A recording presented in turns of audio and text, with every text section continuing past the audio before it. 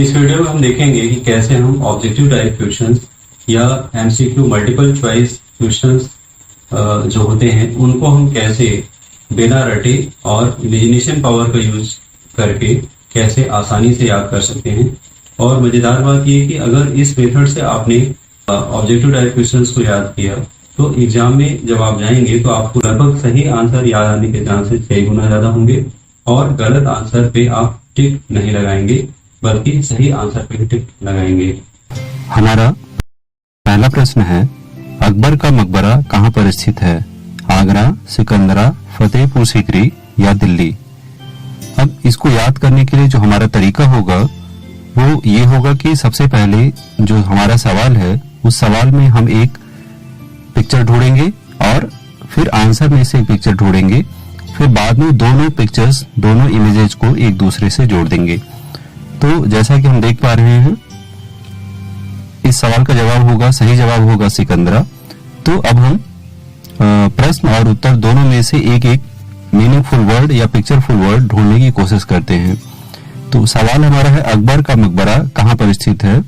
तो इसमें जो हमको कीवर्ड मिलता है वो है अकबर का मकबरा। इसका एक पिक्चर हम इमेजिन कर सकते हैं कि एक जगह पर, सुनसान जगह पर, बिल्कुल एकांत जगह है, वहां पर अकबर का मकबरा स्थित है और ये एक पिक्चर हो गया। उसके बाद आंसर में से हमको एक पिक्चर ढूंढना है। तो सही आंसर इसमें है सिकंदरा। इसमें सीधा सीधा एक पिक्चर तुरंत निकल के आ रहा है सिकंदर। अब हमको करना क्या है कि अकबर के मकबरे से सिकंदर को जोड़ना है, सिकंदर को एसोसिएट करना है और इसको अलग अलग तरीके से हम अपने तरीके से जोड़ सकते हैं। जैसे एक सिंपल कल्पना हम कर सकते हैं कि अकबर का मकबरा है और उस मकबरे के बगल में सिकंदर बैठा हुआ है। या दूसरे तरीके से भी हम ऐसे भी जोड़ सकते हैं कि सिकंदर जब भारत में आया पहली बार तो वो सबसे पहले अकबर के मकबरे के पास गया। तो इस प्रकार से जब भी हमको पूछा जाएगा कि अकबर का मकबरा कहाँ पर स्थित है तो तुरंत हमको याद आएगा सिकंदर और सिकंदर से तुरंत हम पहुंच जाएंगे सिकंदरा पर। हमारा दूसरा सवाल है, छत्तीसगढ़ राज्य की राजधानी क्या है? रांची, भोपाल, रायपुर या देहरादून? इसमें सही आंसर होगा रायपुर।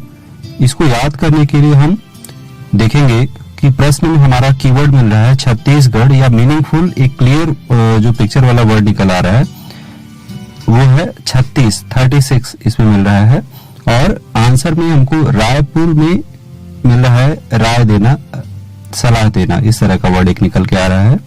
तो इसको हम इस तरीके से देख सकते हैं कि छत्तीसगढ़ है, उसकी राजधानी क्या है? रायपुर। मतलब कि एक ऐसी राजधानी जिसमें सभी लोग राय देने वाले हों, इस तरीके से भी हम सोच सकते हैं। या और एक दूसरे तरीके से सोच सकते हैं, जैसे 36 लोग हैं एक जगह पे बैठे हुए, आप उन लोगों के बीच में हैं, 36 लोगों के बीच में आप बैठे हुए हैं और उनसे कुछ राय ले रहे हैं और 36 लोग अपनी अलग अलग तरह की 36 राय दे रहे हैं। तो इससे जब भी आपको पूछा जाएगा छत्तीसगढ़ राज्य की राजधानी क्या है तो तुरंत आपके माइंड में रायपुर आंसर आने के चांसेस कई गुना ज्यादा होंगे। हमारा अगला सवाल है, जवाहर सागर बांध किस नदी पर स्थित है? कृष्णा, चंबल, बेतवा या सतलज? अब इसमें सही जो जवाब है वो है चंबल। अब हमको क्या करना है, चंबल का नाम आते ही चंबल के डाकू वर्ड आता है। अब इसको हम इमेजिन कर सकते, लिंक करेंगे जवाहर सागर बांध से। तो यहाँ पर जवाहर सागर बांध से हम कल्पना कर सकते हैं कि एक बांध है जिसके ऊपर जवाहरलाल नेहरू हैं। अब आंसर बे से हमारा जो कीवर्ड है वो है चंबल के डाकू। एक सिंपल सी कल्पना हम कर सकते हैं कि एक बड़ा सा बांध है, उस पे जवाहरलाल नेहरू हैं और चंबल के डाकुओं ने उनको बंदी बनाकर रखा हुआ है कि हम इस बांध का निर्माण नहीं करने देंगे आपको। तो जब भी आपको पूछा जाएगा जवाहर सागर बांध तो तुरंत आपको चंबल के डाकू याद आएंगे और चंबल के डाकू से आप तुरंत पहुंच जाएंगे चंबल नदी पर और सही आंसर आप लगा पाएंगे। हमारा अगला सवाल है, गांधी जी के राजनैतिक गुरु कौन थे? चित्तरंजन दास, बाल गंगाधर तिलक, राणा डे या गोपाल कृष्ण गोखले? तो इसमें सही जो आंसर है वो है गोपाल कृष्ण गोखले। इसको याद करने के लिए हम कल्पना कर सकते हैं। सबसे पहले क्वेश्चन में हम देखेंगे गांधी जी के राजनीतिक गुरु। तो गांधी जी का पिक्चर हम देख सकते हैं और गांधी जी को हम देख सकते हैं कि वो राजनीति की शिक्षा ले रहे हैं। जैसे एक आम स्टूडेंट पढ़ता है वैसे हम कल्पना कर सकते हैं गांधी जी को कि गांधी जी शिक्षा ले रहे हैं राजनीति की। और किससे शिक्षा ले रहे हैं? गोपाल कृष्ण गोखले। इस नाम को अगर हम ध्यान दें तो इसमें आपको गोपाल कृष्ण गोखले का हो सकता है कि तुरंत आपके माइंड में पिक्चर न बने, लेकिन आपको गोपाल कृष्ण का पिक्चर जरूर बन सकता है। गोपाल कृष्ण का मतलब हुआ, कल्पना कर सकते हैं जैसे छोटे कृष्ण के छोटे रूप की कल्पना कर सकते हैं कि गोपाल रूप में कृष्ण है और वो गांधी जी को के सामने आकर उनको राजनीति की शिक्षा दे रहे हैं। मतलब एक छोटे कृष्ण बड़े गांधी जी को राजनीति की शिक्षा दे रहे हैं। तो इस प्रकार वो उनके राजनीतिक गुरु हुए।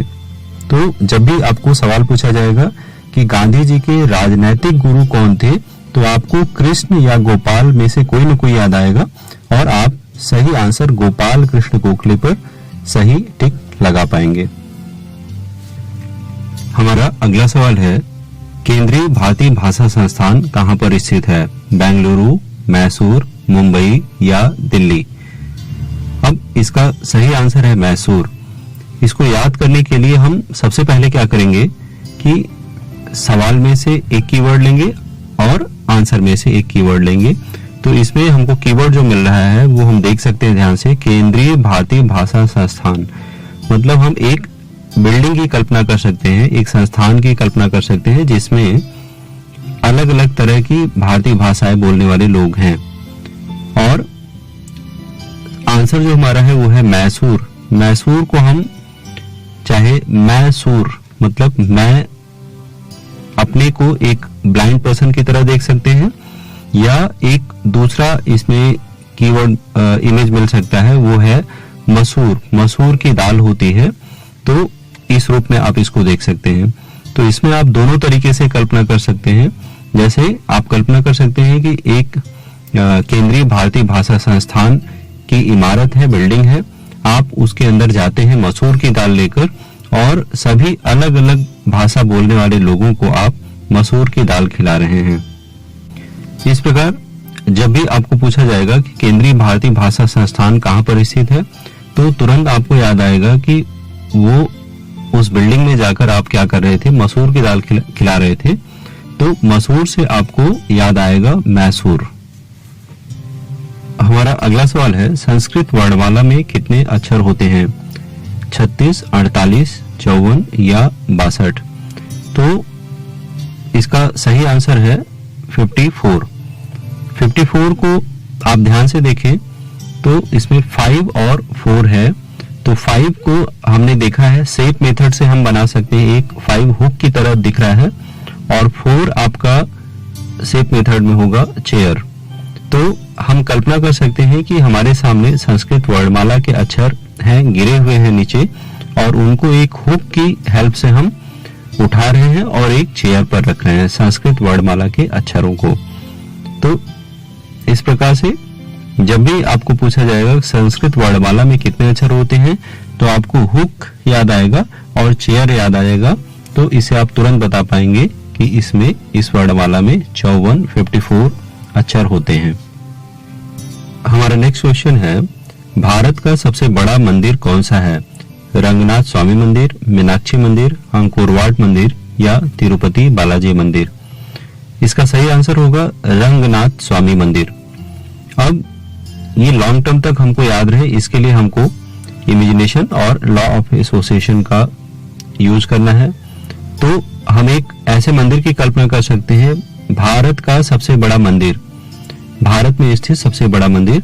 तो हम कल्पना कर सकते हैं कि भारत का एक बहुत बड़ा मैप है जिसके ऊपर एक सबसे बड़ा मंदिर बनाया गया है, बहुत बड़ा मंदिर बनाया गया है, और उस मंदिर में का नाम है रंगनाथ स्वामी मंदिर। अब इस मंदिर को ध्यान से हम देखें तो इसमें जो पिक्चर हमको मिल रहा है वो है रंग, कलर, और ऊपर का जो हमारा सवाल है उसमें कीवर्ड है एक बड़ा सा मंदिर। अब हम सिंपली इमेजिन कर सकते हैं कि जब कोई भी मंदिर बहुत बड़ा होगा तो उसको रंग करने में, कलर करने में बहुत मुश्किल आएगी।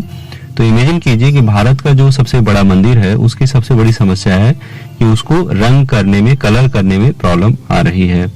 तो इस प्रकार जब भी आपको पूछा जाएगा कि भारत का सबसे बड़ा मंदिर कौन सा है, तो तुरंत आपको रंग आपके माइंड में क्लिक करेगा और उससे आप रंगनाथ स्वामी मंदिर पे क्लिक कर देंगे, सही टिक कर देंगे। हमारा अगला सवाल है, यक्षगान किस प्रदेश का लोक नाटक है? पंजाब, कर्नाटक, उत्तर प्रदेश या बिहार? यहाँ पर इसका सही आंसर है कर्नाटक। तो कर्नाटक को जैसे ही हम वर्ड बोलते हैं, कर्नाटक वर्ड, उसमें आप ध्यान से देखें तो आपको नाटक वर्ड दिखाई देगा, नाटक। और इस सवाल को हम लिंक कर सकते हैं नाटक से कि यक्षगान किस प्रदेश का लोक नाटक है। तो यक्षगान को हम देख सकते हैं कि एक जगह पे नाटक हो रहा है और उसमें यक्ष लोग गान कर रहे हैं। तो जैसे ही आपको ये सवाल पूछा जाएगा कि यक्षगान किस प्रदेश का लोक नाटक है, तो तुरंत आपको नाटक याद आएगा और नाटक से हम तुरंत कर्नाटक पे पहुंचकर सही आंसर तक पहुंच जाएंगे। हमारा अगला सवाल है, चर्म रोग के उपचार में प्रयोग किया जाने वाला रेडियो आइसोटोप कौन सा है? रेडियो सीसा, रेडियो कोबाल्ट, रेडियो फास्फोरस या रेडियो आयोडीन? इसमें सही जवाब है रेडियो फास्फोरस।